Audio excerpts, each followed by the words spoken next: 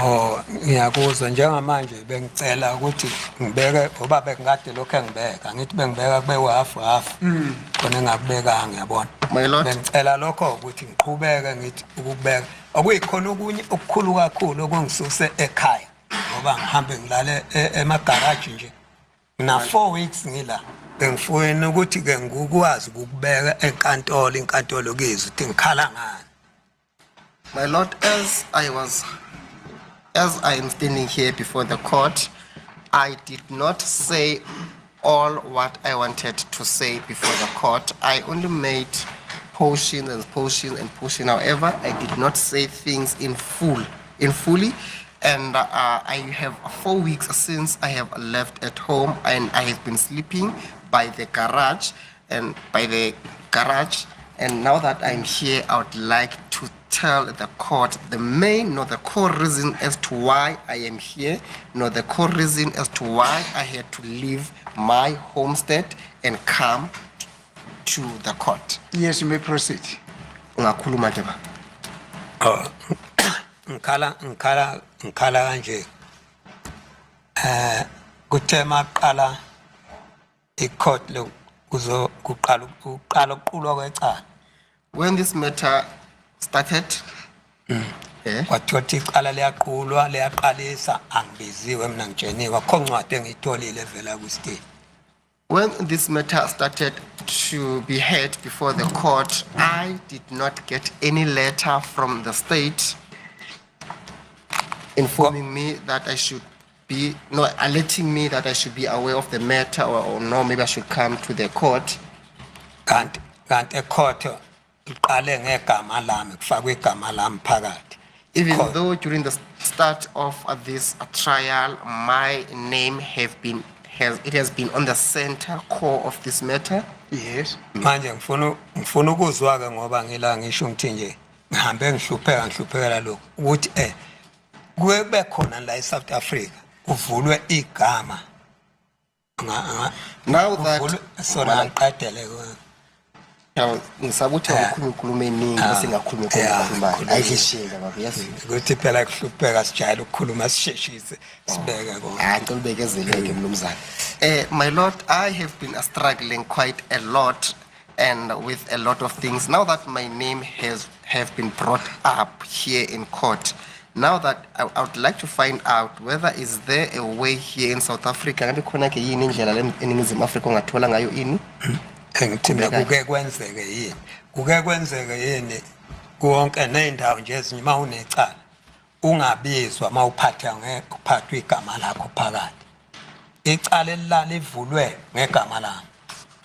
Now, okay, my Lord, I would like to ask from the court whether is it doable or maybe is it a way of doing things here in South Africa if maybe a person gets to be mentioned in a criminal matter or in a case before the court, and however the same person whose name gets to be mentioned does not get to be called.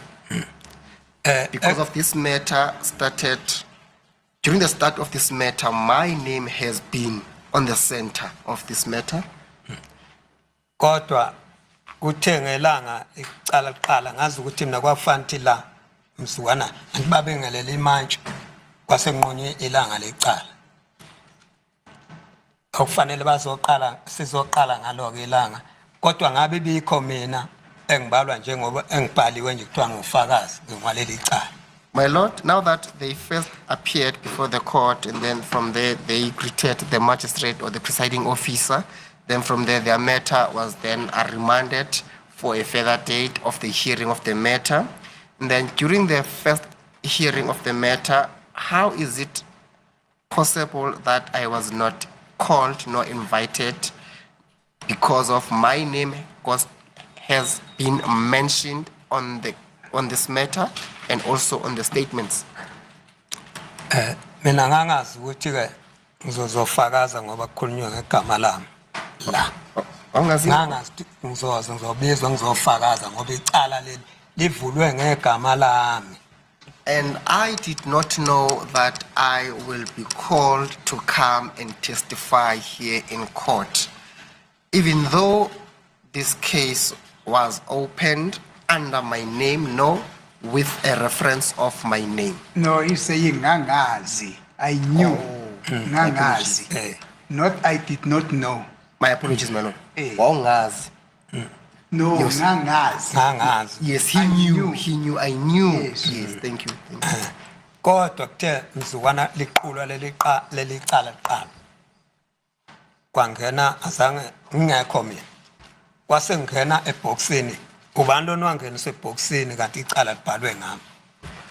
Now that this matter was called and heard before the court, there is who was then called to come and testify at first before I got to be called, even though my name has been mentioned and even though my name has been on the center of this case.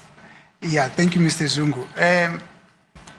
Those are questions that the court is still trying to find out by virtue of the exercising that we are engaging in now. Those are the questions that ultimately the court will have to determine and make a pronunciation on as to now, because this case, as you're saying, the person under whose name this case was opened or the source of the person who came with this information was not called. This is my finding and all those things. We are on our way towards that process now. It's premature for the court now to make that finding. Do you understand? Uthi umeli ke mnumzana isinqumo leso mhlawumbe noma ke umuntu ozoveza ke isinqumo egcinini malana nodaba lolu oqeda uliveza nawe la manje inkantolo futhi kusase eli ukuthi sisheshe sifike kulolu daba lolo ke ngoba ke inkantolo nayo izohlala phansi ithi icabange futhi icabangisise kahle ukuthi manje ke izosebenza kanjani ke ngalolu daba lolu ngoba khona ke umbiko futhi negama lakho elikhona mhlawumbe umuntu ebathi uye owaletha umbiko. Those are genuine concern, but the court is having that in his notes and at the back of his mind, that on the day on which he delivers judgment in this court, he will factor that concern that you have in his judgment. Uthi kumele uma ngabe inkantolo seyifika emaphethelweni ecala uma seyiletha ke isinqumo sayo kuleli cala leli lozonkana ikhalazo zakho lezi qedwe ukhala ngazo manje izozicabanga futhi ke bese kubike ngemuva komcabango wayo ikukhumbule uma seyiletha ke isinqumo sayo inkantolo kuleli cala.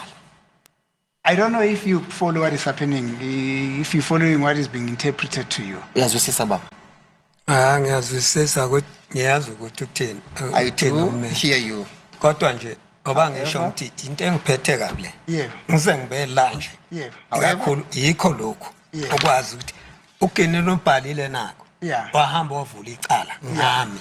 Yeah. Yabo ebesho ngisho la enkantolo ethi ngoba nalaba ngibabophile nje ngibabophe ngoba ngezwe ngozungu. Yes. My lord, Kodwa angisababikho enkantolo. my lord, this does not sit well with me. Now that Mr. Kininda came before the court and informed the court that after he had spoken with me, that is when he made those arrests.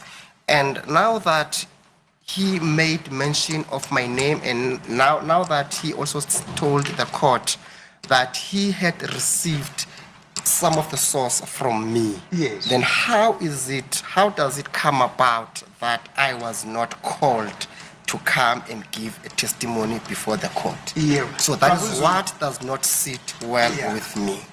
Yingakho ke sikubizile thina singabambeki bababoshwa ukuthi uze nawe uzokhuluma okwaziyo ngaleli qala ukuthi lokho okushiwo ngawe kuyiqiniso noma akulona iqiniso na. Yingakho ke namuhla uzile wazoyibeka inkulumo njengoba uyibekile ngisho. Cha ngiyeza. Yeah. Kanti Kodwa ke loyo mbuzo ukuthi kungani uGininda avula iqala ngawe jikijiki abasakubizi, umbuzo loyo inkantolo nayo ezozibuza wona ekuzofuneka ukuthi uma seyikhipha isinqumo jikelele mayelana naleqala lokuthi labafana obathola baneqala noma abathola bangenaqala, inkantolo izoyiveza ingxoxo mayelana nalombuzo lo obuzako. Siyazwisisa kodwa manje kusesekuseni kakhulu ukuthi lo mbuzo lo ungaphendulwa, kusho ukuthi sesesendleleni eya ekuphenduleni loyo mbuzo uyayiqonda mos. Angiyazwa angibhekise ikhonje bengikhala ngalokho ukuthi Okay, siyabonga. angifuna ukuyiveza lento ngiphethe kabaze ngubone lokungakhula ngize nganje akaze ngibone kuthiwa inkantolo kuvulwa igama ngenkantolo kuvulwa icala ngawe Yeah. uyajika lapha awubizwe ngisho noma uhleli phesha kwezilwandle uyalinda ulando lethu la manje ke ngizothi ke mina ngathi nje mawubuza kuyiqiniso kangakanani nje lokho okubhalwe ugenini kungani ukuthi akubhale bengabe sangibiza ecaleni ilokho Yingakho babo uZungu. Siye sakubona kukuhle. ngiyolalela umthetho wenkantolo bese Siye sakubona noma ngabe ngihlubuke kangana Yingakho ngithi mina siye sakubona kukuhle emehlweni womthetho, hayi emehlweni wethu, emehlweni womthetho ukuthi sikubize uzokuchaza okwaziko ngaloku okuqukethwe okubhalwe kule statement ekuthiwa uGininda wasithatha kuwe. Istatement okuthiwa senziwa uwe wena enkantolo othi awazana le statement. Sekusemandleni ke enkantolo ukuthi yona iyothini mayelana ngobufakazi bakho nobufakazi buka Gininda. banwa yebo ke impela ngiyazi banike kufuna lokho impela kuvele nalo angene eboxini phela wangena eboxini oba igama livulwe ngami okhuluma ngale statement bani Yeah. ilokho ke sengihlonipha inkantolo bekuveza Thank you, Mr. Zungu. There are processes here at court, Mr. Zungu. After I've said I no longer have a question for you, my colleagues will then have to stand up and they will indicate whether they have a question for you or what, something that they want to clarify on behalf of the accused that they are representing here. Then thereafter the state will stand up and ask you certain questions. You understand? That is how things are done here at court. Baba ummeli yakutshela ke ngendlela ekusetshenzwa ngayo lana ke enkantolo. Uma ummeli ethi yena ke akasenayo imibuzo noma usaqedile ukubuza ke imibuzo mayelana nofakazi kade ubethula la enkantolo. Yezwa ke baba. Manje kuhlelo ojwalo ekuvame ukuthi lusetshenziswe la enkantolo. Abameli abanye abasolo. Uma kukhona ke into abafisa ukuthi bakubuze bazophakama ke nabo baba yezwa bese bakubuze ngenhloso baqonde malana nento mhlawumbe kade bengayizwisisi kahle equka khona ke abanye abasolo ababamele la enkantolo bese ke ngemuva ukuthi abameli beqedile bese kuphakama ke ihlangothi lezombuso abashushisike bese baqala ke eqaleni la kuqala khona ukuthula ufakazi bakho bese bakubuza ke imibuzo nabo. Then if the state is done, if the court has got some questions to clarify or issues to clarify with you, the court can pose those clarification questions to you. Uthi ummeli uyajobelela ne uma abathushisi sebaqedile ukubuza ke imibuzo nabo ne bese ke inkantolo bangabe kukhona mhlawumbe okuthize mhlawumbe okuthile enkantolo engakuqondile kahle engakazi kuthole kahle noma engakutholile kahle kulombiko nomfanga ukufakazi bakho kade kubethula nayo ke uthi mhlawumbe iyothi ibuye ke ibuze ke imibuzo uma ngabe kukhona engakaze inkantolo iqonde kahle mayelana nonkulumo yakho ikhulume ngaphansi kwesifungo. Do you understand? The version is that he asked you to come and testify without you having made any statement. Is that your manje version? wena ubufakazi bakho ukuthi ke uBrigadier Gininda wathi kuwe uze lapha mkwenkundla uzonikezela uzofakaza noma uzonikezela ngobufakazi bakho ungakazi wena ubhalisa statement. akaze esho No, he never said. He never said what, sorry? Akazange esho ukuthini baba. uthangizela ngizobhala istatement That I should come to court and give out a statement.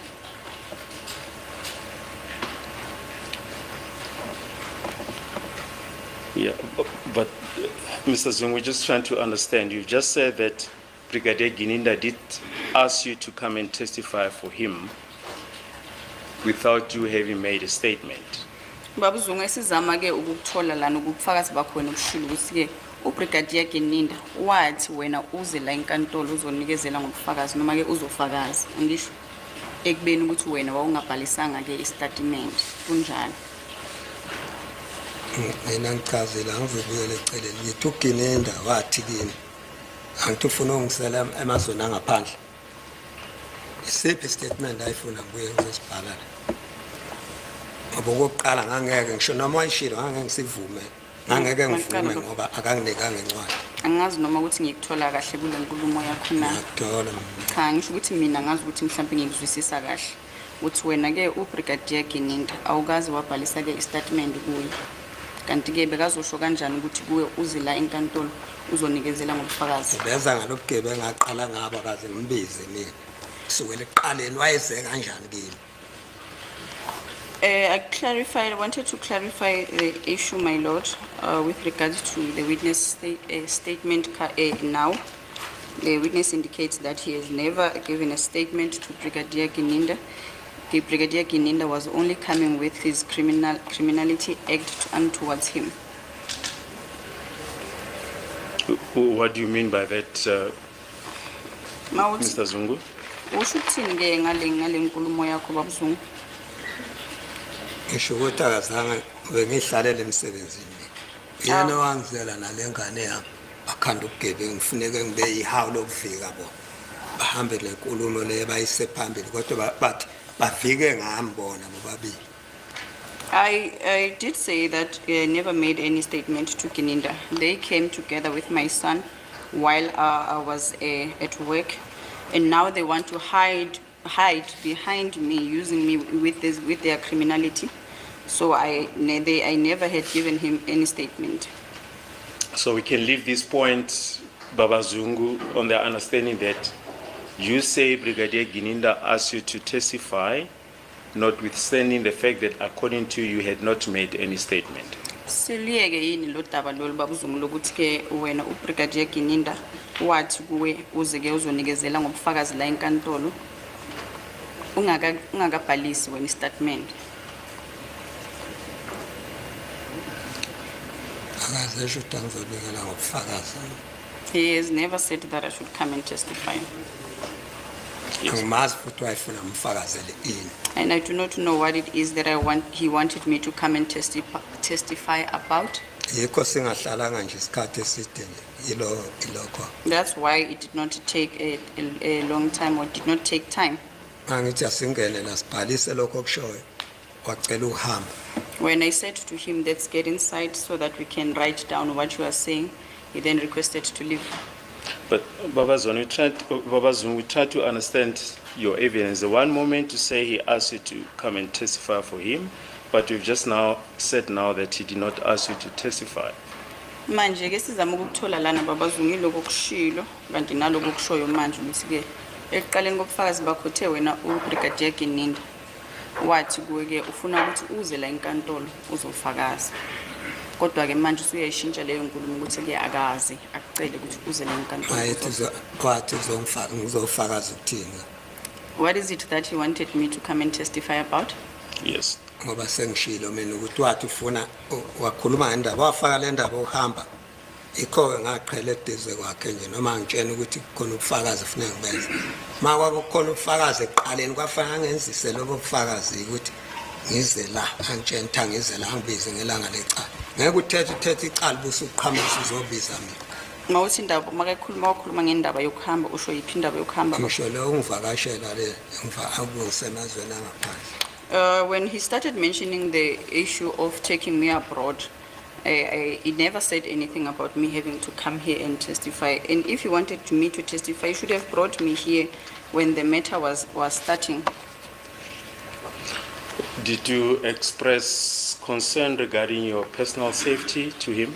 Wamtshela yini wena ke ukuthi ukuvikeleka kwakho mhlambe nokuthi ke ukuvikeleka kwempilo yakho uyawamtshela ke into efana njengale ukuthi ke usabile impilo yakho mhlambe ke nokuvikeleka kwakho. Phela umuntu akekho ongayazi safety. Ngeke ngichaze ukuthi ukhona umuntu ongayazi safety la eSouth Africa. There is no one who will tell me or come here and say that they do not understand anything about safety here in South Africa. Mangabe wayeyazi safety wayoyenza qala eqaleni ukuthi angakwazi ukunqabanisa nezweni. If he knew what safety is, then he was going to make sure that he conducts it and not make me to fight or the people to fight to create a fight between myself and the nation. But did you, Mr. Zungu, express concern to him regarding your personal safety? Kodwa ke wena uye wamtshela yini umnumzane uBrigadier Gininda mayelana ke ne safety? akaze ngimtshele. No, I did not tell him. You say he inquired from you if you are afraid of being guarded. Pardon? And you then told him that you are against that. Can you please repeat that for me? You say he asked you if you are afraid of being guarded. And you then said that you are against that. Is that correct? Nguthe wena ke wakubuza ukuthi ke unayo yini inkinga nokuthi ke ube nabonogada wathi wena cha awukufuni lokho usakhumbula lokho kushilo. Ngizwa baba. Angisakhumbula ngoba nginabo nogada. I do not remember that because I do not have guards. Yes, but that was your evidence in chief. Kodwa yiloko kusho wena baba mawunikezela ngobufakazi bakho la enkundleni. Ngisho nogada bami. I mean my own guards. Yes, but what about your own guards? Uthini ke mawuthi usho abonogada bakho? Ngisho ukuthi anginabo nogada bangigadayo. I'm saying that I do not have any bodyguards. Yes, but did Brigadier Gininda ask you if you are afraid of being guarded? Uye wakubuza yini yena uBrigadier Gininda ukuthi uyasaba yini wena? And that Ukuthi you ke ube nonogada. You responded by saying that you are against that. Wena wathi ke awungeke ukujabulele lokho. Uye wakubuza ke uBrigadier Gininda lokho. Angisakwazi mina angibuzela ukuthi ngigadwe ngezweni ngoba wathi ufuna ungisanga kwamanye amazwe. I don't remember much of that being guarded for what, because what he made mention of was that he was going to take me to other countries. Yes, but we're referring to your evidence in chief. This is what you said in your evidence in chief. Lokho okushiwo umnumzane Baloyi ubufakazi bakho obushilo lapha kwenkundla wena mangabe uqala ukufakaza la enkantolo. Uthini? What? That Brigadier Gininda inquired from you if you are afraid of being guarded, and that your response was that you are against being guarded.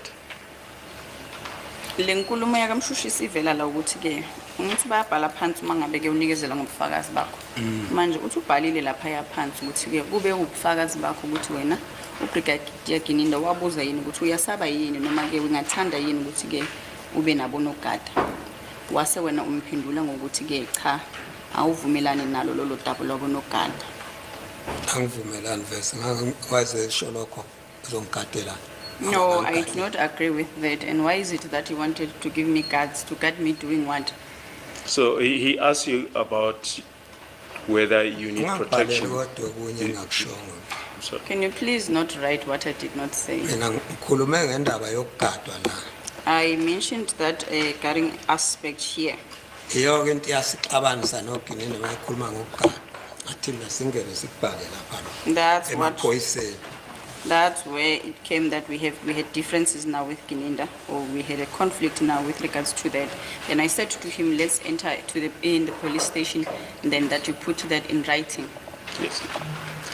So, Babazung, you did discuss the issue of your personal safety. Niye naba nayo ke ingxoxo nayo Brigadier Gininda mayelana ke ne-safety yakho. Hayi. No? Yes. You testify that he inquired from you if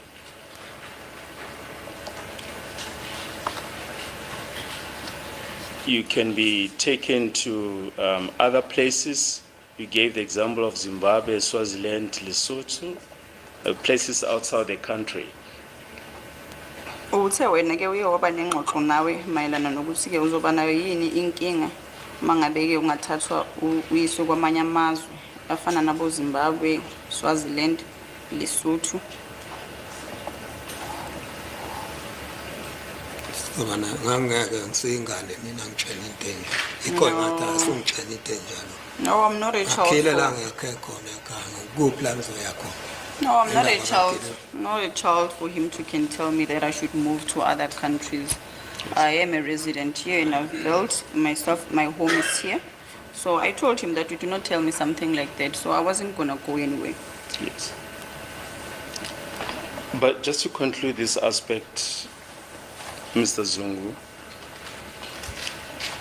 did Brigadier Gininda discuss with you the various options that are available manje for your protection, your personal safety? uye waba yini naye ingxoxo nawe uBrigadier Gininda mayelana ke nezinto owawungakhetha kuzona ukuthi ke ube safe? Ngangengikhethe ukuthi bangiphethe uGininda. I was not going to choose or opt for anything because I'm not being controlled by Gininda. But did you discuss that? Ukuthi wakusho Kodwa- noma akakusho lokho engikusho. Angangena indaba kaGininda, angafuni lutho. What are you saying that he said or not, whether he said it or not, but I was not interested in this issue by Gininda. Yes, but we want to know, did he say that, according to your version? Manje into esifuna ukuyazi ukuthi wakusho yini lokho. Ayikhuluma indaba yangaphandle. He was mentioning this abroad issue. Yes. Iyo lonto le yangidini phela ke ngichasa impela mayikhuluma indaba zangaphandle. Ngathi ngimdala ngingaqhamuka uGininda esebenza ngakuthune plaza zonke indaba zangaphandle. That's what agitated me because Gininda was now treating me like a child, saying that I need to be taken abroad. He has a farm and he's working and what so forth. Elubani kwakunjalo wayezoza ngisho noma wayeza nencwadi ayithathe kugovernment lapha ngangeke ngivume. Even if he came to me, approached me with a document from the government, I would not have agreed to that.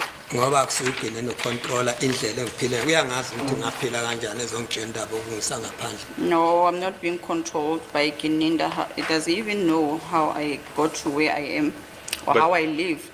But once again, Baba Zungu, the question is, why would he discuss now your protection if you did not make a statement? Manje ke umbuzo wami ukuthi ke kwakungani uBrigadier Gininda ezoba nale ngxoxo yokuthi ke mhlawumbe ungahamba uyohlala kuphi ukuze ube safe noma ukuze uvikeleke mawukuthi awuzange wena usibhalisa statement. Khona nomuntu ongakhuluma ngendaba yomuntu ozokwenzela ubugebengu. Is Khona into there, ongayichaza. is there anything I can explain or is there anything that a person can explain with a person who approaching you with the acts of criminality? Did Brigadier Gininda mention to you during that occasion that your statement has been disclosed to the defense? Uye wakutshela yini uBrigadier Gininda noma engxoxweni yena uye wakuveza yini ke uBrigadier Gininda ukuthi lesi statement sakho wesenzile sanikezelwa ke abameli ukuthi nabo babe naso? Akazangitshele lutho No. ngendaba ze-statement. He never told me anything with regards to the statement issue. See, we want to show you a copy of Exhibit A126. Is the type version of Exhibit U.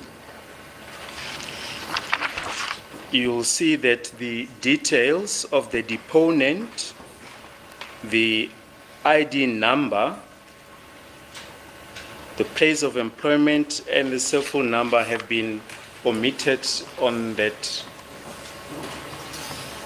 type statement of A126, a type version of U.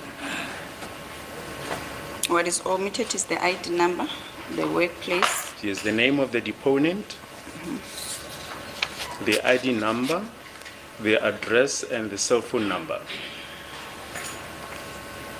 uyabona ke baba Zungu izolo sisakukhombisa ke istatement esibhalwe ngesandla ngithi sathi ke leso statement uyu manje ke basixoshe phansi ke leso statement base bayasitype ngomshini angithi isaseyisona lesa statement kodwa ke la umshushiso uyasho ukuthi ke ababhalanga igama lalomuntu ababhalanga i-ID number yakhe ababhalanga ukuthi ke imakhala ekhukhwini noma ke inombolo zakhe zocingo zithini ababhalanga ke nokuthi ke lo muntu usebenza kuphi kodwa kusaseyisona lesiya statement lesiya okuhlukile manje ukuthi lesi statement siyesa type ngomshini noma ngecomputer.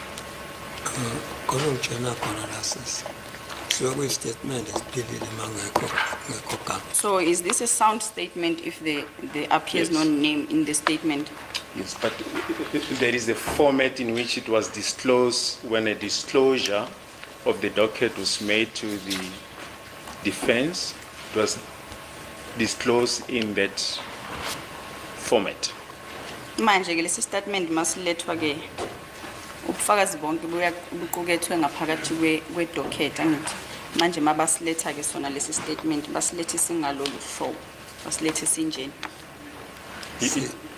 Yes. ngoba sinjena nje statement lesibhala umuntu esingenamagama Is this a complete bekuthiwa statement? ngisenzeni Yes. What is this a complete statement in the manner in which or in this format that has no names, and when did I make this statement? Yes. ubani kanti usenzeni Who made this statement? Yes. We just showing to you that is the format in which A26, that is exhibit triple U, was disclosed to the to the defense. indaba ngiqala ungenzela ubugebengu ngikhona la Why? statement esingenamuntu Why are you now coming with this criminality act while I'm present here before this court, giving me a statement, showing me a statement that that bears no names? Yes, but did Brigadier Gininda during your meeting explain to you that your statement has been disclosed to the defense, but without your personal details? Manje umshushisi daba azama ke ukuliveza ukuthi uBrigadier Gininda wakwazisa yini ukuthi nasi statement sakho. Abameli sibanikezile istatement sakho kodwa ke asizange siyifake ke le mininingwane le eyakho. yini engafakwa Why was my information not put here? Yes, for your own personal safety. Ukuthi ke uze uvikeleke ke mina uvikeleka kwakho. mina uGenindo walifaka kanjani igama kuso lesi safety akhulume ngaso statement walifaka kanjani igama lakhe And how did kanti he lesa put- ngakwazi ukulifaka And how did it now happen that Mr. Gininda puts my name on the other statement that he said I gave and failed to include my name on this one? niyamvikela yena You are protecting him. Are you protecting him? You see, the contents are exactly the same. The only thing that was left out is the name of the deponent, the address, and the contact details. Konke ke okuqukethwe la noma okubhalwe lana kuyafana naloku ke okubhalwe kulesa statement esibhalwe ngesandla. Izinto nje ezingafakiwe lana igama, i-ID number, ne-alkheli lasemsebenzini kanti ke futhi ke nenamba yamakhalekhukhwini. into enjengalena yikho lesikhuluma ngama-corruption Yes. ngaletha into kimi ecaleni la e-high court ingabhalwe muntu ukubuza ukuthi ayimukelwe yini No, Ekhalwe mntu le. this is what we see when we're talking about corruption. How do you now bring a document like an incomplete document like this in the High Court, saying that I should comment on it? You see, Baba Zungu, there's also a list of witnesses that accompanied the indictment in this matter. Manje ke uma ngabe kuzoqulwa icala bonke ke abantu amathimba abashushisi bayaveza ukuthi abofakazi abazimisele ukubabiza bangobani ke bese bayabhala ke amagama wabo nezibongo zabo noma ke imininingwane yabo yalabo bafakazi abathi bazobabiza eculweni kweqala.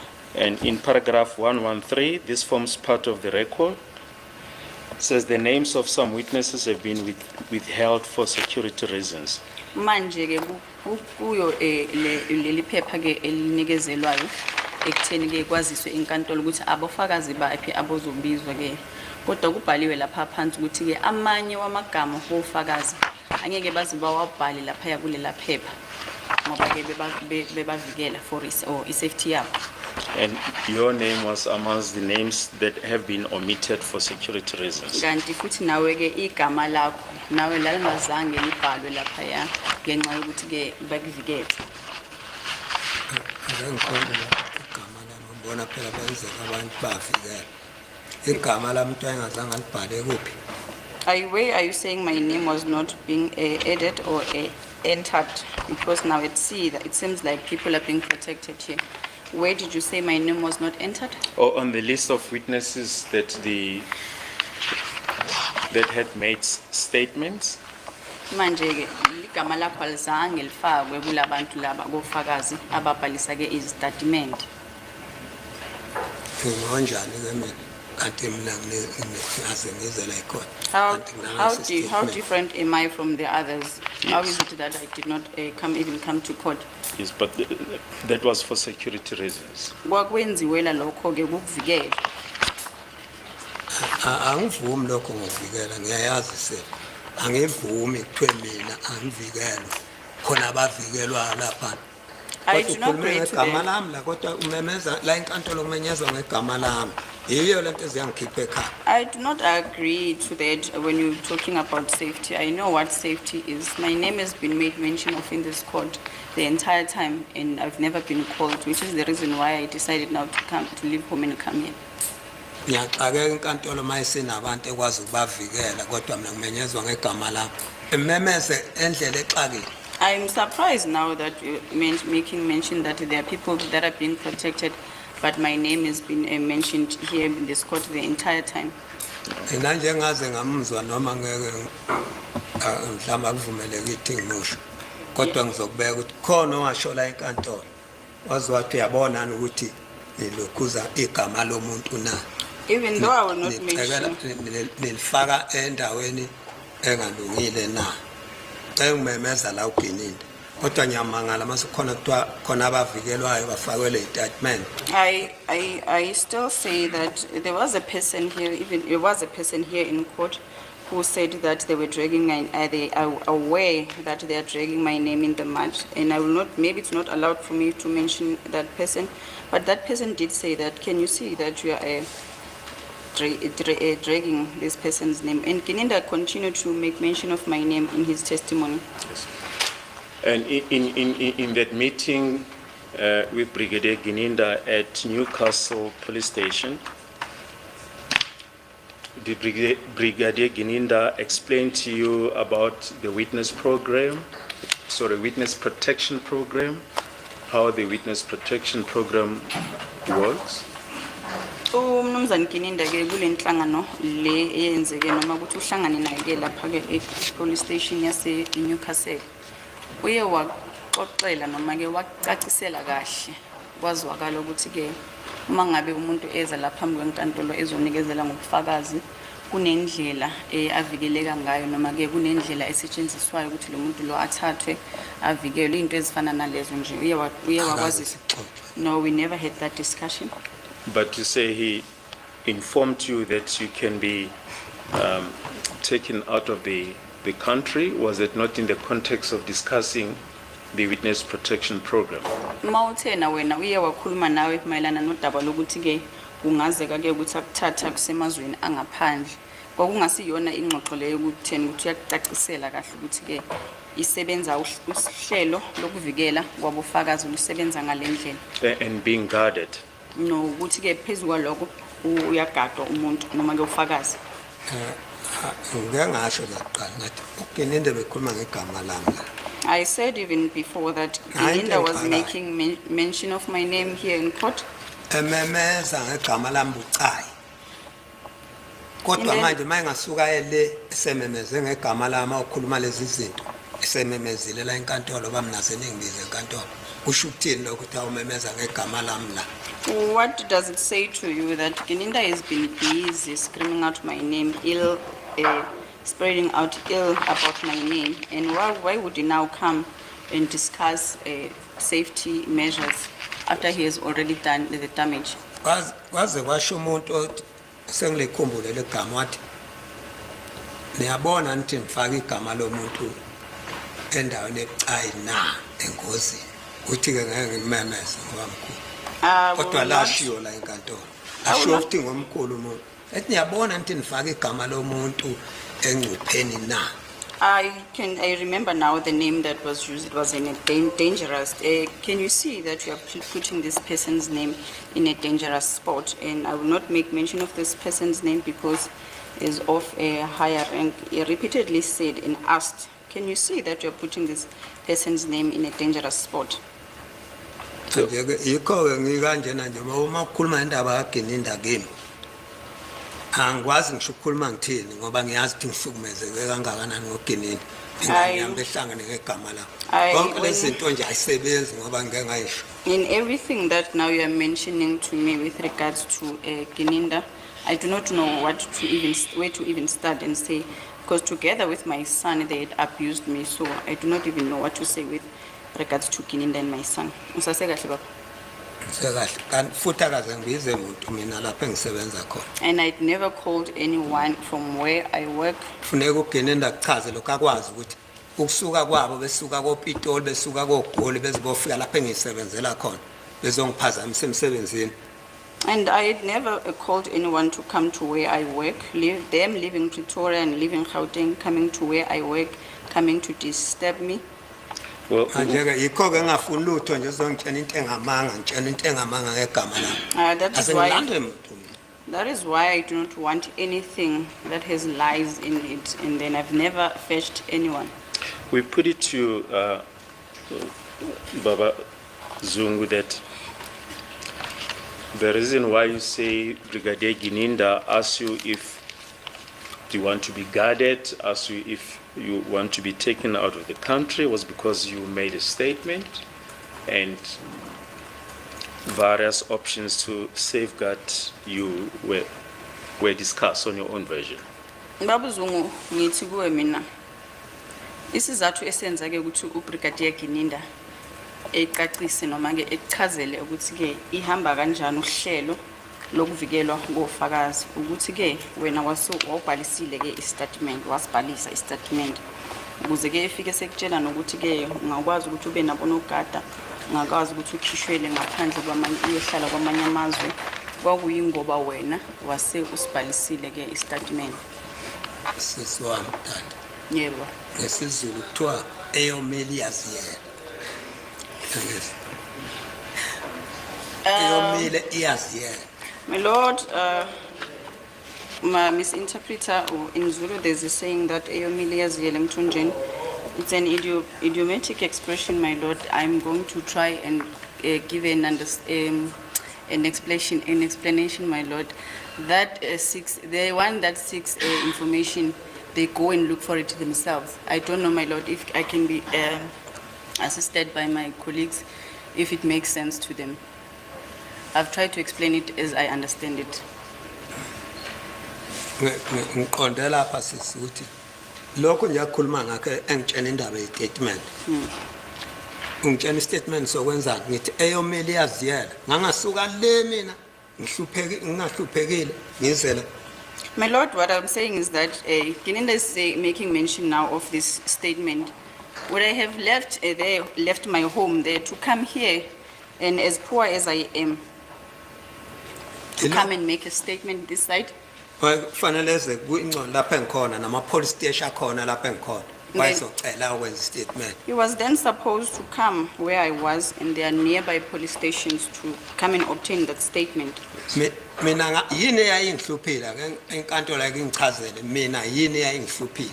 What is it that would have bothered me? I want to understand that part. What is it that would have bothered me? Nge-statement sikaGininda lesanzayo uGininda akakwazi With regards to the statement that Gininda is making mention of? Yes. Bega. ukuthi uGininda ngasuka la nina niyamvumela nenkantolo shuthi niyamvuna ukuthi umuntu ofuna istatement akusiyena ofanele ahamba azofika lapho okukhona khona lo muntu. How is it that are you allowing this to happen? Are you allowing Gininda not to come to me and want a statement? If a person wants a statement, then they come to where I am, to where the person is. Yes, but your statement was taken down, and can we now look at the statement itself? I give you my copies.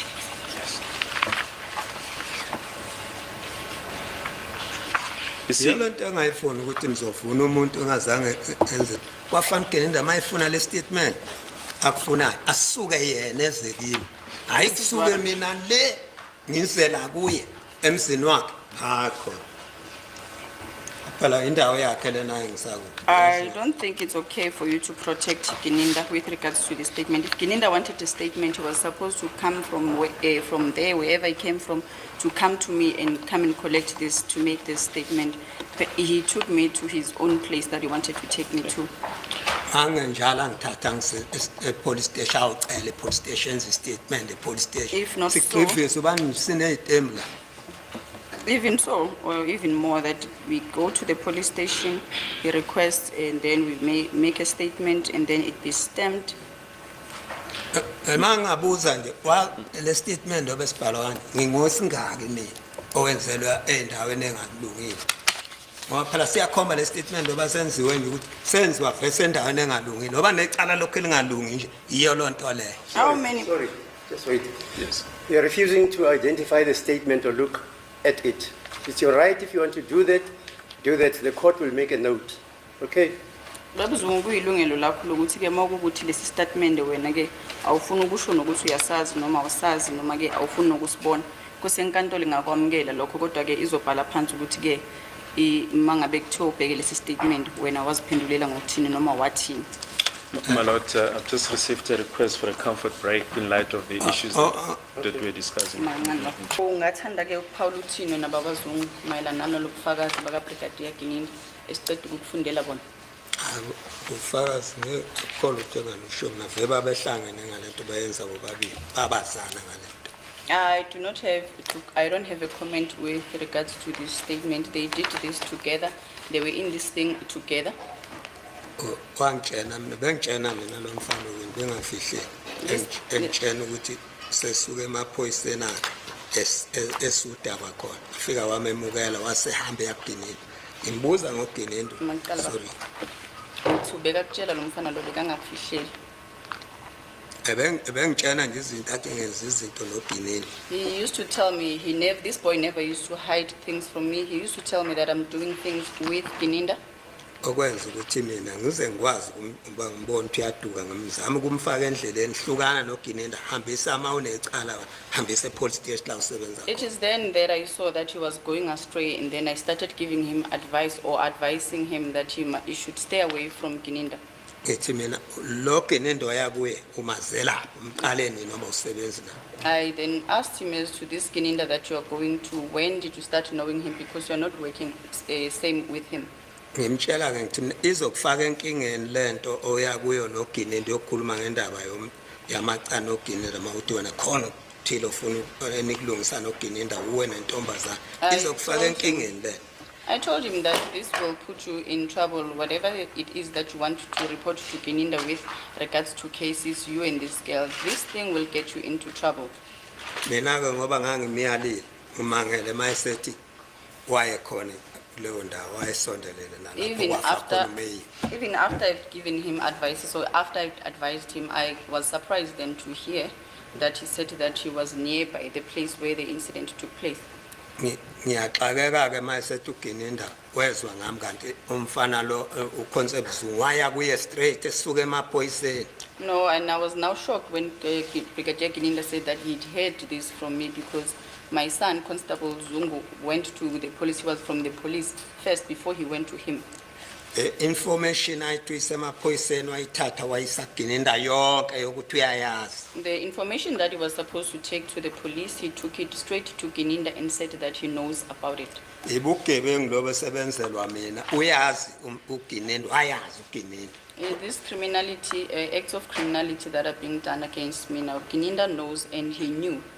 Uma uGinenda wayengakwazi lokho akuchazana.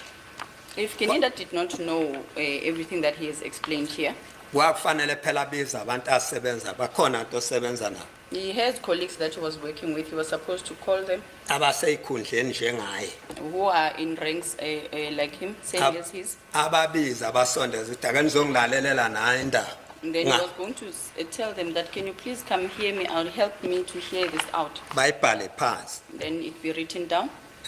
Makwakungenjalo. If it was not so, Bakhona abaseshi becala. there are other investigators of this case. Kwakufanele ahamba aye police station akhulume nabaphathi becala nabaseshi becala. Kungani yena thatha icala lenze lakhe kanti bakhona abaseshi alikho icala lingenabo abaseshi. There are investigators on this matter, and he was supposed to take this matter to the investigators and give them this case to investigate. Why is he now treating this case as his own? Because there are investigators in this matter. Ilokho kungixakayo ukuthi bese bethi wezwa ngami Ginenda ukwazi kudala Now, this is now coming to me as a shock when he says that he heard this from me. He knew this from long ago. babe kuthathaphi kanti lokho engangiveza ngithi mina baze baveza isithombe babe ngivezela isithombe babe Where did they kuthatha get all this? And even when I made mention of the fact that they showed me a photo kungakaboshwa umuntu before anyone was arrested. manje yilokho ke ngichaza ukuthi lento eshiyo la uGininda bangenzela nje ubugebengu ngoba phela uGininda funeka nilazi nenkantolo funeka yazi ukuthi kungani kuhambe kwawufakaza uConstable Zungu kanti uGininda wezwa ngami ngisakusho naphambili nakwendawo yokusho futhi I'm still saying that Gininda, they just doing criminality acts against me because how is it that if he's saying that he heard this from the first time from me and now he calls Constable Zungu to come and testify, why is it that they did not call me? And I'm saying that and I will still say it. nakho ke la ngiqaya khona usekuuye noGininda ebesebezokhomba sebethi yina kanti bavula icala ngami And now it surprised me. He did this act with Gininda and then now all of a sudden they come and they go and open a case with my name, using my name. ngiyaqiniseka ukuthi uma inkantolo nayo yayisezingeni longenzi okunye isezingeni eright yayingeke ivume ukuthi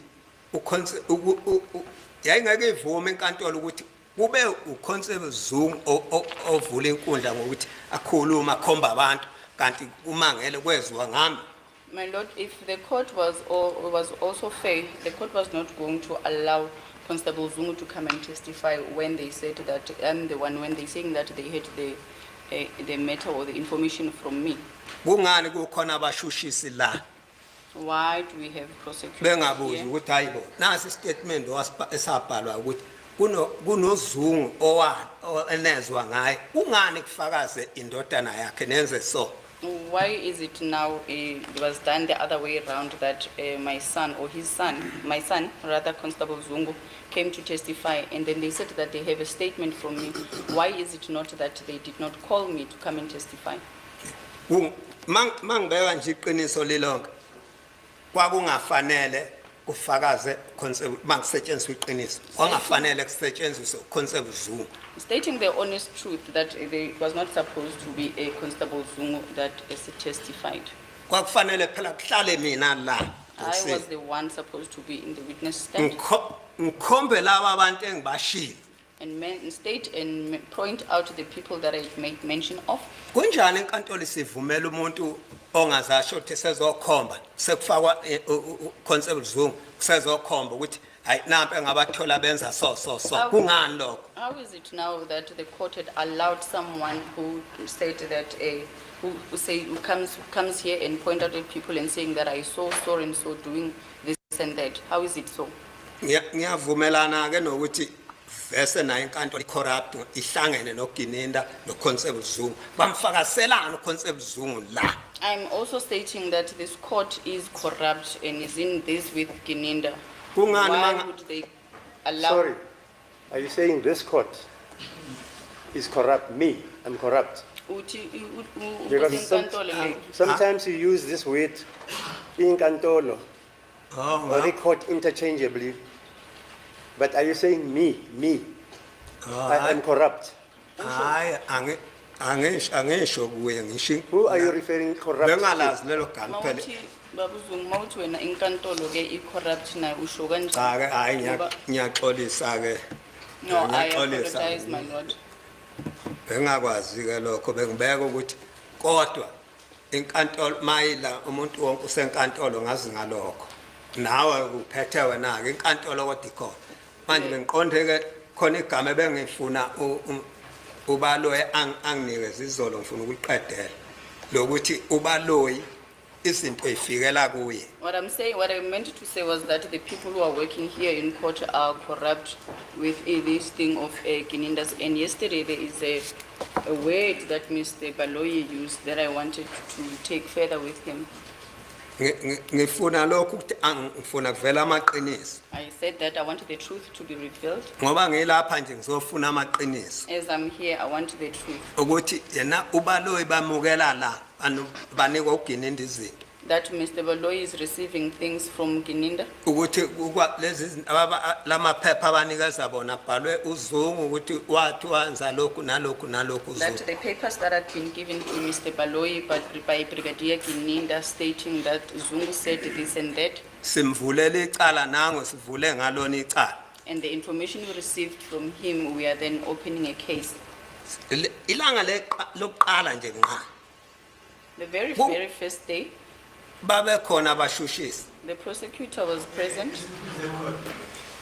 I think there was a bit of an interpretation that got lost there. Mr. Zungu said, we used Mr. Zungu's statement to open a case. Now, I think it was interpreted to mean that they opened a case against Mr. Zungu. I think if that can just be cleared.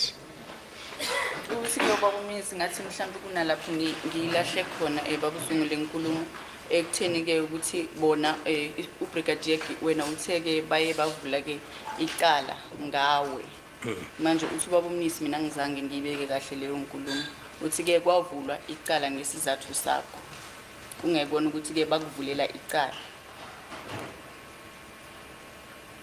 Ngithi bangivulela uGenenda. Mamela babuzungu mina yimina engenzeke iphutha ngithi mina ukuthi ke inkulumo le yena mabeyibeka bekuthe ukuthi kuvulwe icala ngawe mina ngathi mina bakuvulele ke icala manje ngiyayilungisa ke leyo nkulumo ngiyayizisa manje kahle Ilokho ke babe nithi nje la ngicomment ukuthi mina akukuningi kahle kahle. You said that I must give my comment, but there is not a lot. Ngoba ingane le uConcept Zungu uye ebehamba hlangane namanye amagenge ahlangane namanye amagenge. Lento ayenzekanga la ngisebenza khona mina. Constable Zungu, or my son Constable Zungu, is the one that would normally or usually go and meet up with other guys. This thing did not happen where I work or where I am employed. Mina bese ngisebenza ngingasasebenzi kahle la. I was working there, but not under good conditions. Ngaze ngafuna ukuthi ngihambe ngifake ithikithi ngihambe. And then also, ufake ticket to shoot Emsebenzini ngiyeke I emsebenzini. also wanted to resign from my employment. Ngoba kunenkinga uConcept Zungu ufike ngelilanga efika nabantu inqwaba afika na engibizela le ngaphandle. Because there was a time when Constable Zungu came with a lot of people and called me out. Wathola ukuthi mayifona nginamagenge lamanye ngisebenza na. And then when he phoned me, I was with my other colleagues. Baba Zungu, without interrupting you, we ask you to comment on this evidence of Ngiyabonga. Brigadier Gininda. Manje ke baba ngithi besikufundela lesi statement ukuthi ke uBrigadier Gininda utheni ngomhla ka17 angisho ukuthi umshishisi beka sacela ukuthi uPaul kuloko esikufundile esesichazile la ukuthi uthini wena ngakhona. Okay. Ngiyabonga makhona into engiphazama bese ngihambe ukuthi kuningi okusuka okunye okuncane okungifuna. I'm sorry, maybe I lost track and maybe there are other things that are disturbing me. Mina bengime lapha ukuthi inkantolo ke uGenenda sekufika la uzokhuluma uzofaka amaphepha wafaka ngayo. And then when Gininda came here, he came to submit documents or papers in my name or under my name. uConcept Zungu ke uyekelene uhlale kanjani akamnika uGenenda lapha ebemtshena khona. Akamtshena futhi ukuthi ngobani labantu okukhuluma ngabo. Angizwa baba uthi uConstable Zungu wenze njani? Ngithi ngesikhathi efika kuGenenda Yebo baba. ufika nayo yonke information bebeyisa kubaphathi bakhe lapha epolice station. Usesuka kudlula nayo uthi abamnake epolice station. Useya nayo ke manje kuGenenda. Why is it that my son took the information, Constable Zungu, he took the information that he was supposed to give to his supervisors at work. Now he takes it to Gininda, and then because he said that they did not mind him or they did not pay attention to him, his supervisors. Sorry. uGenenda Sorry. The fact of the matter is, Brigadier Gininda was the lead chief or lead investigator. He was in charge of the investigation of this case. Uyena ke uBrigadier Gininda ke Not any other person. Gininda himself was in charge. So Uyena. every information had to come via him because he is the one who was in charge.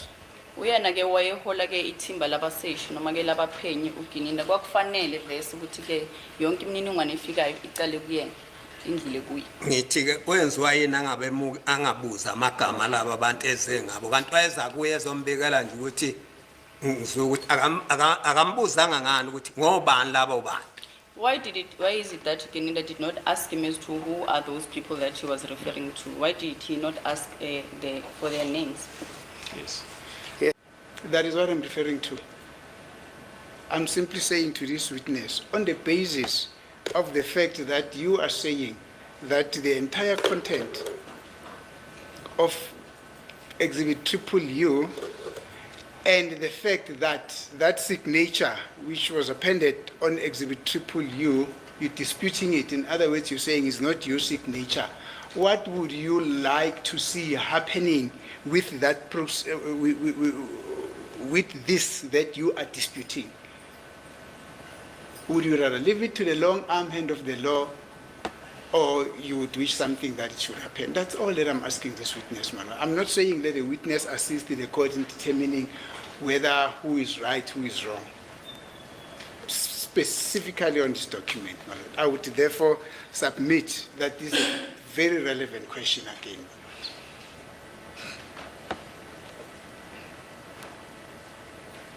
Thank you, Mr. Zungu.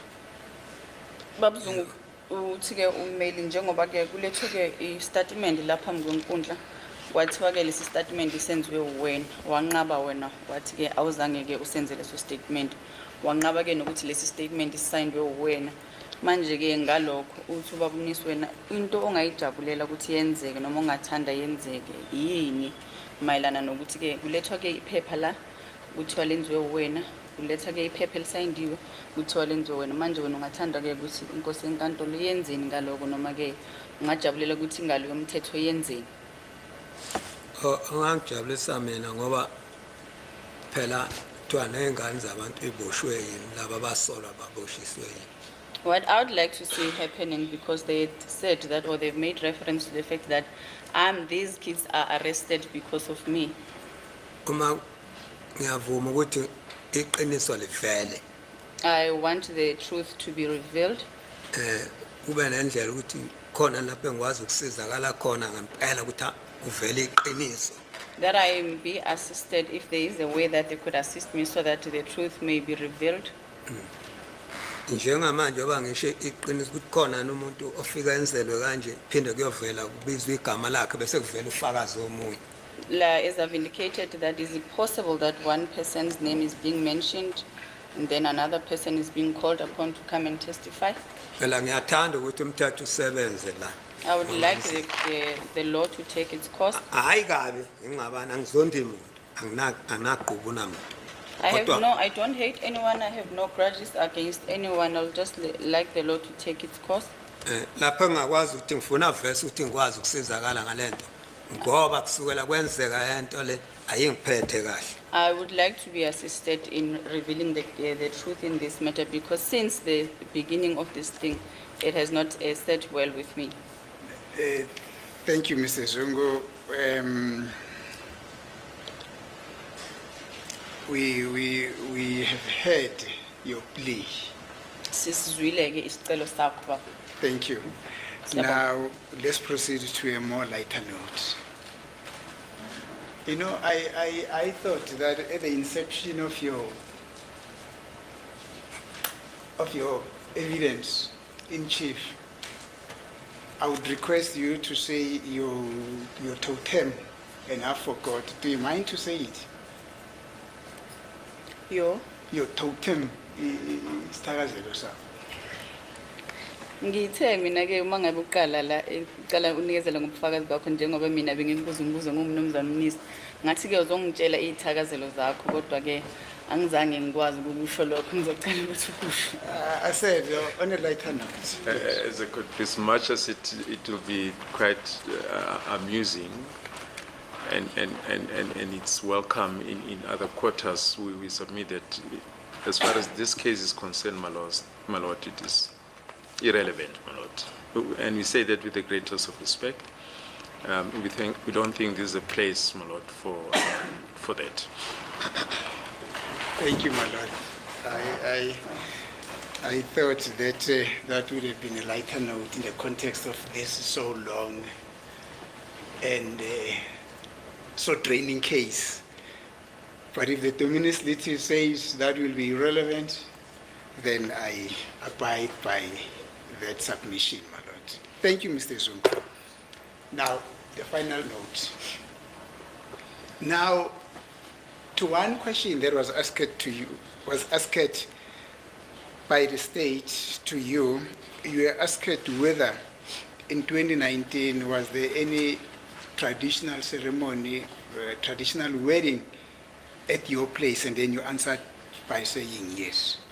Uyakhumbula ke umshushisi uyakubuza ke umbuzo ukuthi ke kuyoba khona yini umshado noma umsebenzi ke nyaka ka2019 lapha ekhaya wase wena uthi yebo uyakhumbula Yebo ngithe yebo noma ngingenalo bengingenalo iqiniso kahle ukuthi ngingasakhumbula unyaka. Yes, I said yes to that question from the state, even though I did not recall the year. I'm not so sure whether I heard you well when you said actually that was at your brother's place or what. Can you just clarify that? Angazi noma ngizwe kahle inkulumo yakho ukuthi ke umsebenzi lo wawenziwa ke kwamfowenu.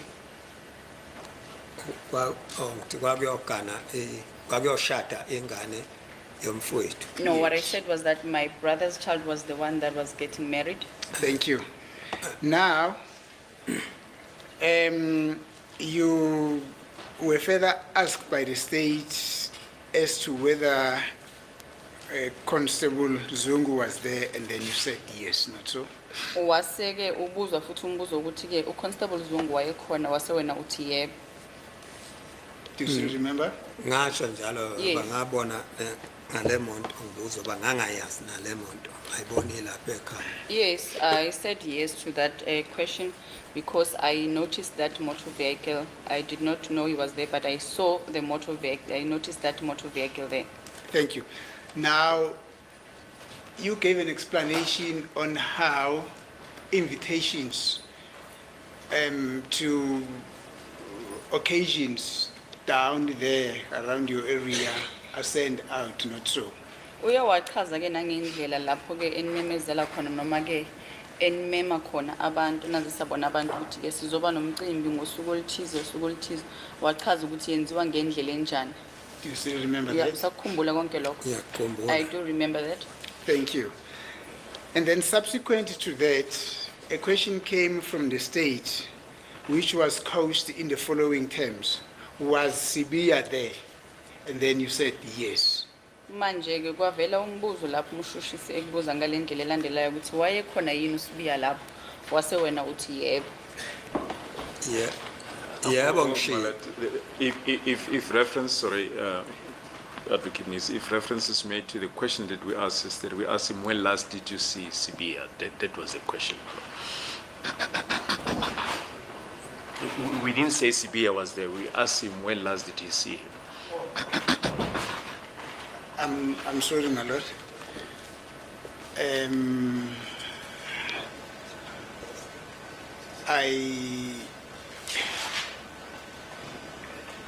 I looked at in my note, I captured the way in which I'm clarifying with the witness. But if the question came out in that way, it means it was just an error on my side. Okay, the state, as it is correcting me, says, when last did you see Sibiya? Uthi ke wena umshushisi cha ayingale indlela ke ubaba uminister ayikhuluma ngayo ukuthi ke wayekhona yini uSibiya lapho kodwa ke indlela umshushisi ayilungisa ngayo manje ukuthi ke umbuzo wakhe yena kokuwukuthi ke wagcina nini ukumbona ke uSibiya. Thank you, madam. Now, may I quickly approach accused number one, my lord?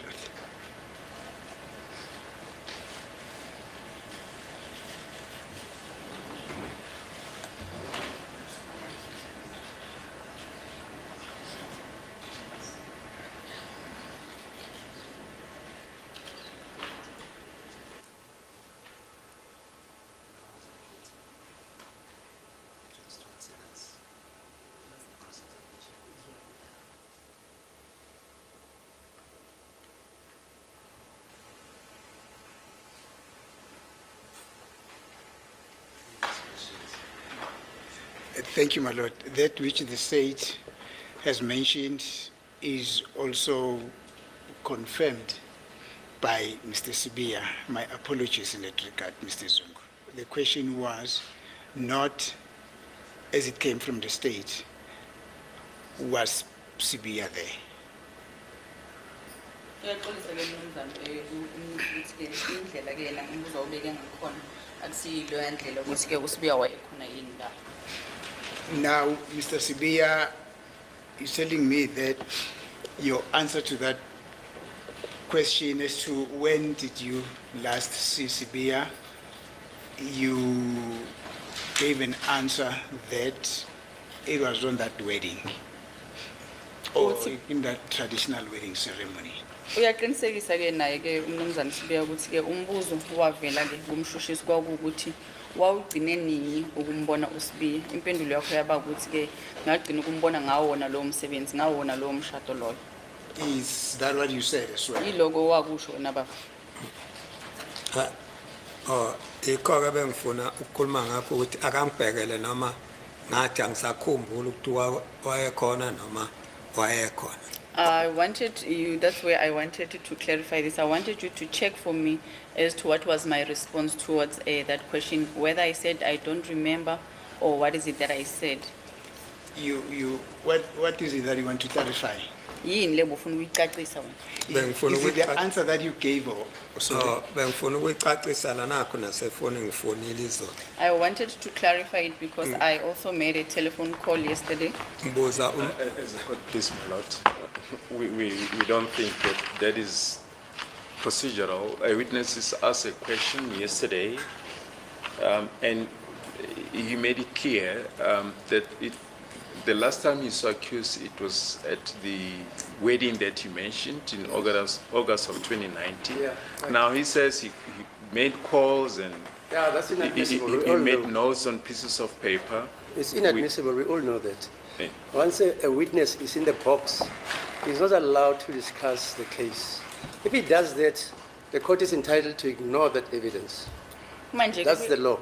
kuya ngomthetho onkambiso umthetho wethu babuzungu ke makuwukuthi usongaphakathi kwaleli bhokisi ke usuwufakazi angisho awukwazi ukuthi ke uthule ubufakazi bese maqeda ke uyahamba uyofona ubize noma ke ubuze abanye abantu mayelana nalokho ufakaza ngakho lapha phambi kwenkantolo akwamukelekile lokho. mina ukuthi angithi ungibuza ngentendala. You asked me about something that happened a long time ago. Engeke futhi engakwazanga ukubala abantu ngoba uma ungangibuza nje ungibuze manje ngo-2030 ungibuza ukuthi ngobani ababelapha nalapha ecourt ngeke ngikhona ukukhumbula. I'm saying this in an instance that even in 2030, if you were to ask me who are the people who were present in court, I would not be able to remember that. Mina konke ngeke ngikuthole la enkantolo ukuthola ukuthi konje ngithe hayi angisakhumbula ngiyangibuya ngifuna konje kwenzekani ubani wayekhona kwakunje. If something is brought up in this court, brought up to my attention, and then I don't remember at that moment, but upon sitting down and making a recollection, then I would recall that such and such happened in such a time. Thank you, Mr. Zungu. Now, independently, cut out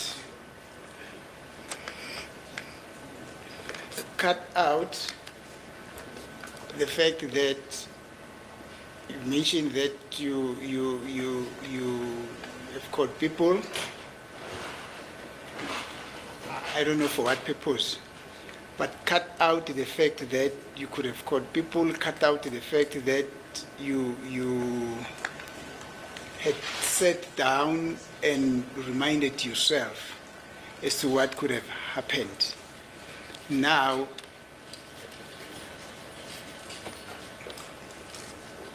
the answer that you gave yesterday was, as it is confirmed by Mr. Sibia, that you said the last time you saw Mr. Sibia was at that wedding. Let's just concentrate on that. Manje ke babuzungu asiyeke udaba lokuthi ke wena uye wafona ufuna ukwazi noma ufuna uqinisekisa ukuthi ke lo mshado wenzeka ngamuphi unyaka noma ngayiphi inyanga asikubekele eceleni ke lokho manje sibhekane nalo daba lokuthi wena impendulo yakho izolo kube ukuthi ke uSibiya ngagcina kumbona emshadweni kunjalo. Ukuthi yikho lobe ngifuna ke ngiyezwa Yes. lokho kusho. Yikho lokho bengifuna ngoba ungibuza ngento engangene futhi ukuthi bani wayekhona. Lona ungakwasibiya. Abakithi ababekhona nababengekho angibazi akwazi. You are Uma ask- kwethiwe ngavuma ngathi yebo. Kiphuthela babekhona laba abadala bakwasibiya. Angahloselo mina ngihlosela abadala. If I'm to, now you're asking me about something that happened a long time ago. And what I said is that the Spears elders were present and our other elders were present there. So I was not intending to this, or was not mentioning to this particular Spear, but the elders from the Spear family were present. Now, let's cut this thing very short. Finally, again, if I'm asking that question, as to the same question that the state asked you. Now, in my terms, in my own words, what would your answer be to the following question? Was the Sibiya that is now here at court, that is accused number 1, there at that wedding or not? Manje ke owami umbuzo ke ngubuza ngalendlela elandelayo. uSibiya lo ophambi kwenkundla wayekhona yini lapho kulowo mshado? Awayengekho. Once again, No, my he was lord, not really, present. we don't think this is proper. It's not re-examination. The witnesses said he was present, he Yeah, was he part said of the that. delegation. That's it. You can change it if you want to, no problem. But this court is also listening. Ya ngiyazwa kodwa bengenza mina ukuhlonipha nje ukuthi ngoba phela bengibuza ngento engangene futhi engayazi endala ngibuza ngayo ngingakusho lokhu ngakusho mina angifonanga kubantu abaningi ngibuze ngokuthola ifoni yalengane eyayishada. No, you can say that. I'm listening. You can say that, but I was respectfully saying that the person that I had asked, it's not a whole lot of people that I asked. I only asked with regards to this person who was getting married. Angifonanga ngifuna lokho kuzwakala enkantolo angifonanga kumuntu omunye nobabaningi ngifone kulona eGhana kuphela ukuthi wawuGhana nini ngoba ukhuluma nje ngiyabhala la yena No, uthangagana ngo-2019. I only called this person that was getting married, asking or inquiring from them as to when is it that you were getting married. And as they were telling me, I was writing that down that I got married in 2019. Sengiyabuza nje ukuthi sengibaye ngibuza ukuthi ngobani insizwe ezazi ikhona lapho izoganisa waphela nebanazi. And then I asked as to whom are the people or the delegation people who were present there as your age mates or peers.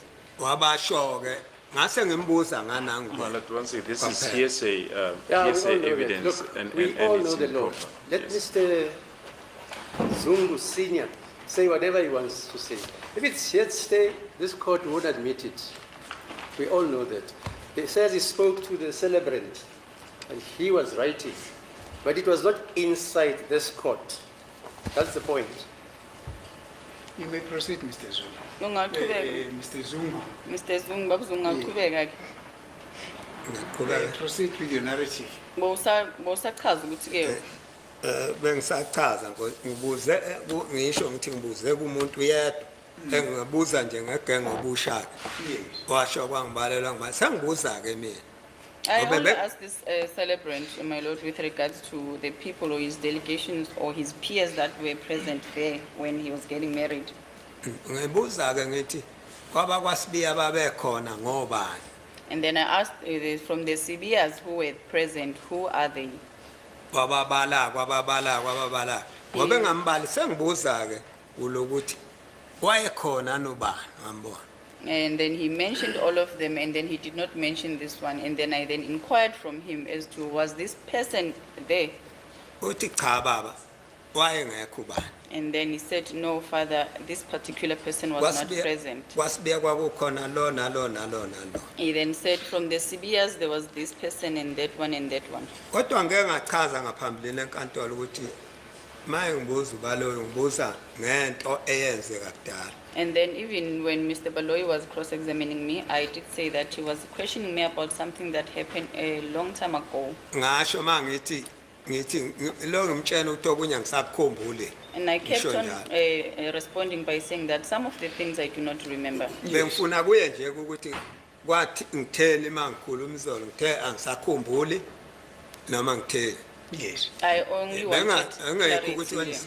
I only wanted clarity as to what was my response yesterday, whether is it that I said that I do not remember or what. Yes. Ngoba mina nganginabo obaba masitshelana suke sifuna ikakhulukazi kuphuma obaba intsha iyayiphumela nje yodwa suke siqonde la. And whenever we make out such or we send out such invitations, our intentions in such sermons, we would firstly want the elders or the elderly people to come and facilitate such, and then the young ones will organize on their own. Thank you. Is it correct, Mr. Sibia, Mr. Zungu, that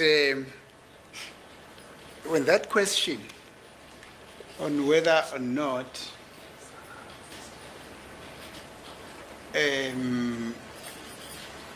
Mr.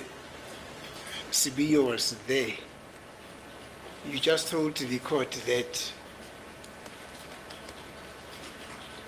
you just gave an answer to that question.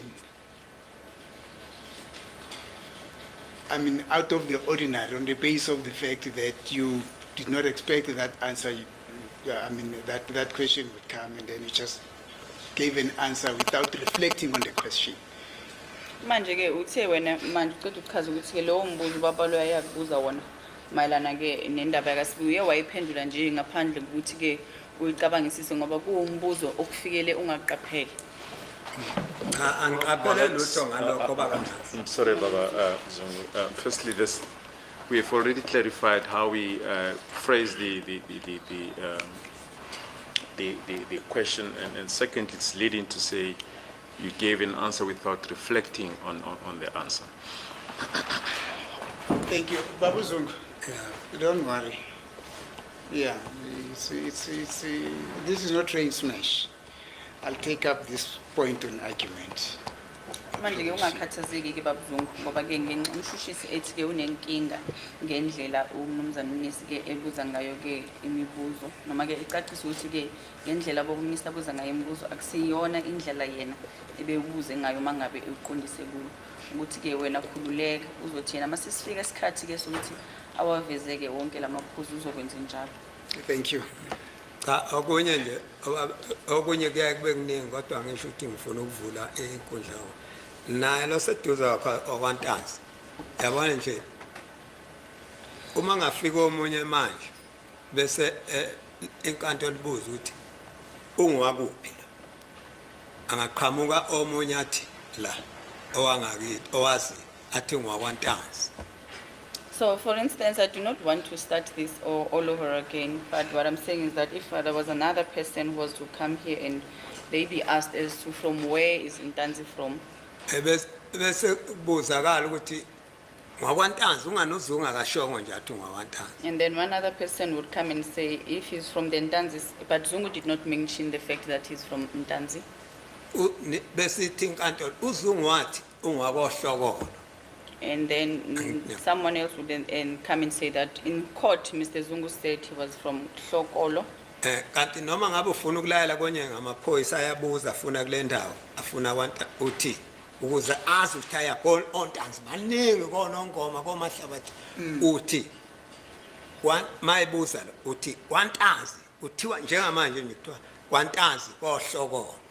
If one was to give directions, let's say, for instance, if police officers are looking for the Ntanzi family, and then one would be able, because there are a lot of Ntanzis from Kwanongoma, and then one would have to be specific to say Ntanzi from Hlokolo. Hlokolo lona kukwandwandwe sizikithi umntozala bonke abantu bakwandwandwe ngoba kuphethwe kubizwa ngayo mawuthi Hlokolo uthi ngababozwidi. It would be under those people, all of those people will fall under the Ndwandwes, under one clan.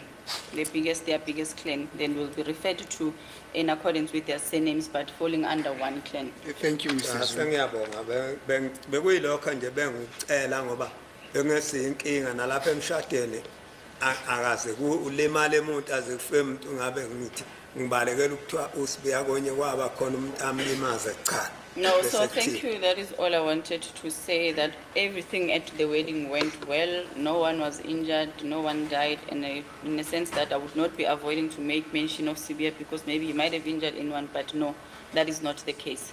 Thank you, Mr. Spear. Mr. Zungu, I don't have anything to clear with you on behalf of the defense. I wish to thank you. Siyabonga Mnumzana Zungu ke cedile ke njengommeli wakaMmangalelwa wokuqala. Siyabonga. And that will be all from me.